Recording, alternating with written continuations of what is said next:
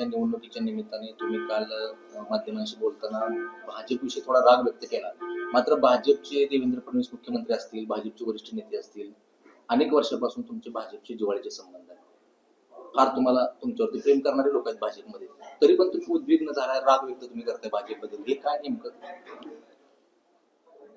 Bharatiya Janata party हा आमचा मित्र पक्ष आहे.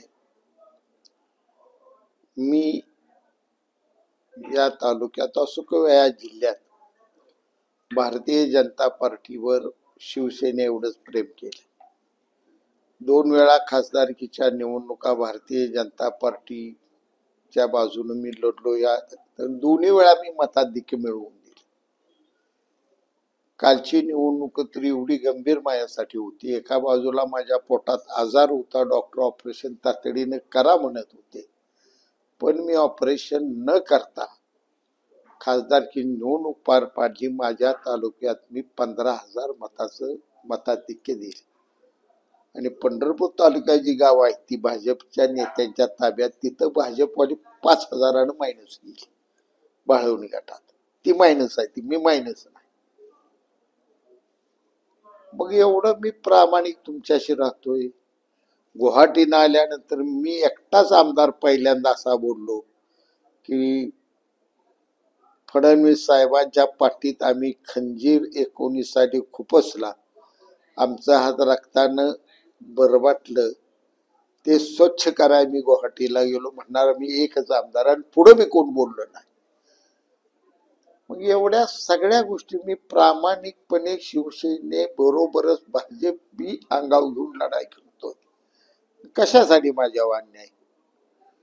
पण नगराध्यक्ष माझाच होता गेल्या वेळी. गणपतरावजी देशमुख, दीपक आबा साळुंखे पाटील सगळे एका बाजूला होते. 3,000 मतांनी माझी सीट मी आणली होती.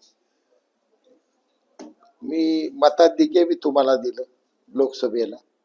मला कशासाठी डावललं? डावलायच होतं, पण मी बोललो होतो की आत माझी बी अडचण आहे, तुमची अडचण आहे. मी चिन्ह सोडतो, तुम्ही चिन्ह सोडा.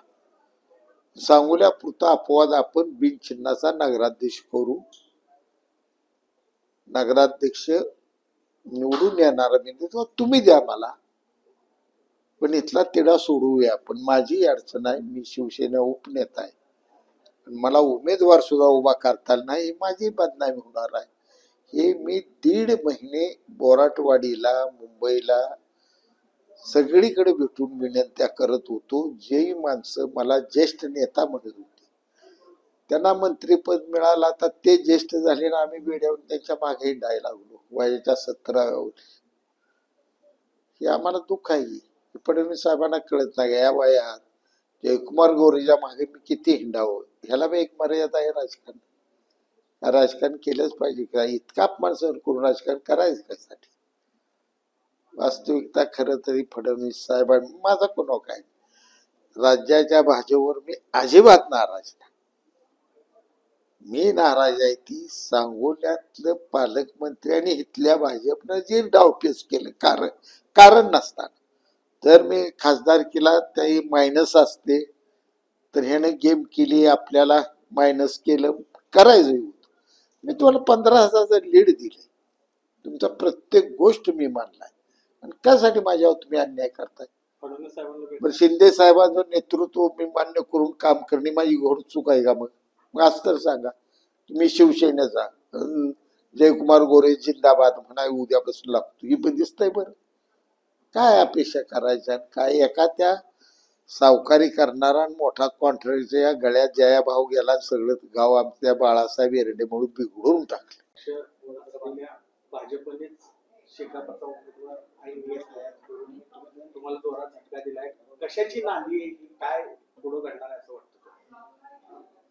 दुर्दैवानं राज्याच्या भारतीय जनता पार्टी किंवा मुख्यमंत्री फडणवीस साहेब यांचा माझ्यावर विश्वास आहे आणि माझ्यावर प्रेम आहे. परंतु स्थानिक पातळीला काही लोकांनी वेगळं राजकारण केलं आणि कारण नसताना शिवसेना आणि भाजप यांची ताटातूट केली. त्यात अनेक भाग आहे, जातीवादाचा भाग आहे, ह्याला परत आमदारच होऊ द्यायचं नाही असा भाग आहे. त्यामुळे हे थोडं घडायला लागलेलं आहे. ही निवडणूक फक्त विरोधकासाठी परिषदेची नाही, त्यांनी पुढचं आमदारकी पर्यंत माझ्या विरोधातलं सगळं डावपेच रचून ठेवलेलं आहे. आणि माझं या ती विसरलेत का? परत एकदा बाबासाहेबांना त्यांनी सोबत घेतलं. खरोखरच विधानसभेला पालकमंत्र्यांनी काय असं केलं होतं आपल्याबद्दल? खरं तर हा प्रश्न मला तुम्ही विचारू नये. का विचारू नये? पालकमंत्र्यानेच कबूल केले तर रिपीट मी कशाला करू? ज्याने केले त्यानं कबूल केलं, आता माझी साक्षी कशाला काढताय? पण भाजपला सत्तेत आणण्यासाठी ज्यावेळेस हा बंड झालं त्याच्यामध्ये तुम्ही पहिला पुढाकारानं होता, पण तुमचीच अशी गेम करण्यामागचा उद्देश. आता वास्तविकता माझं स्पष्ट मत आहे, हे फडणवीस साहेबांनी विचार करायला पाहिजे. माझं दुःखच ते इथं असं घडत होतं ते त्यांना का कळत नाही का? आणि मी त्यांचा कुठला शब्द मोडला हे त्यांनी सांगावं मला.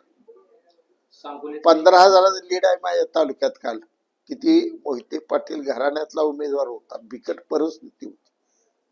आणि जर निवडणूक खासदारकी सोडून ऑपरेशन केलं असतं तर माझा असा बिकट कॅन्सर आजार गेला नसता. डॉक्टर माझ्यावर नाराज होते, लवकर ऑपरेशन करा, पण खासदारकी पार पडायची ऑपरेशन करायचं. 3 महिने माझी डॉक्टरचा सल्ला मी ऐकला नाही.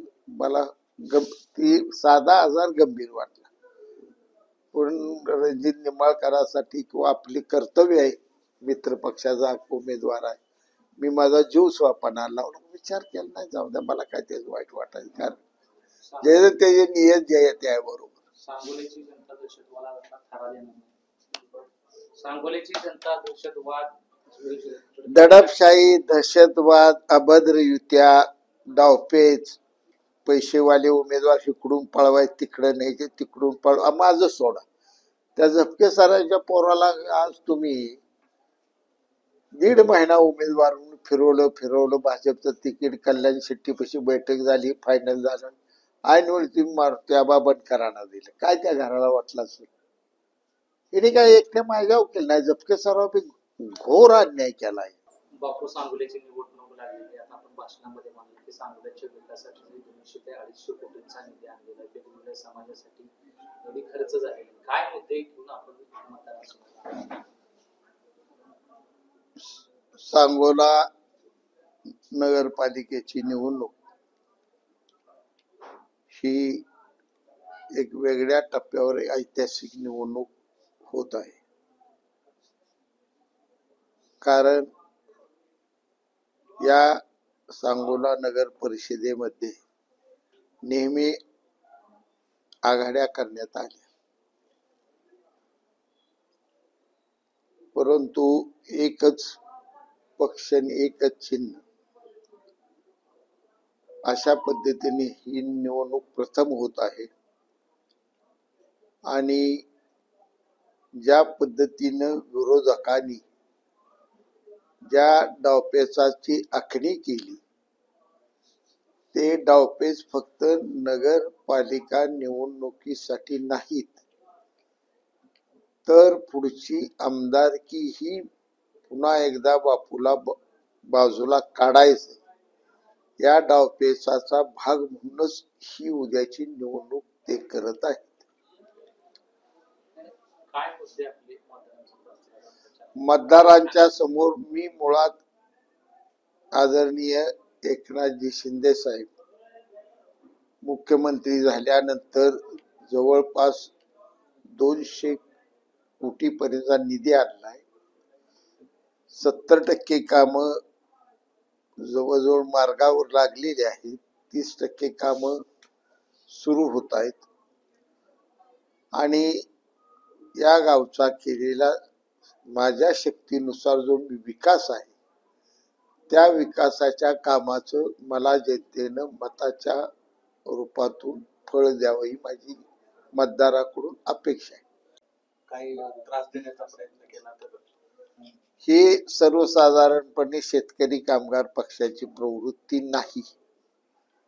पण दीपक आबा साळुंखे आणि त्यांचं जे पक्ष त्यांना नाही, त्यांचे टोळे, दीपक साळुंखे आणि टोळी त्यांना नेहमी हे असे रात्रभर डावपे दहशतवाद दाब देणं, तुझं ही करतो तुझं ती करतो. आणि तुम्ही बघा दीपक साळुंक्याचं फोनचं कॉल रेकॉर्डिंग काढा तुम्ही आमदारकीत, ते दिवसातलं 500 फोन केले तर 4:30 तुझं बघून येईल, मीच निवडून येणार आहे, तुला सळा ठेवणार नाही, उद्ध्वस्त करेन, या भाषेत त्यांनी मत माहिती आहे तालुक्यात. हा दहशतवादी माणूस आहे दीपक साळुंके. आता कुठल्या पक्षात आहेत आपण?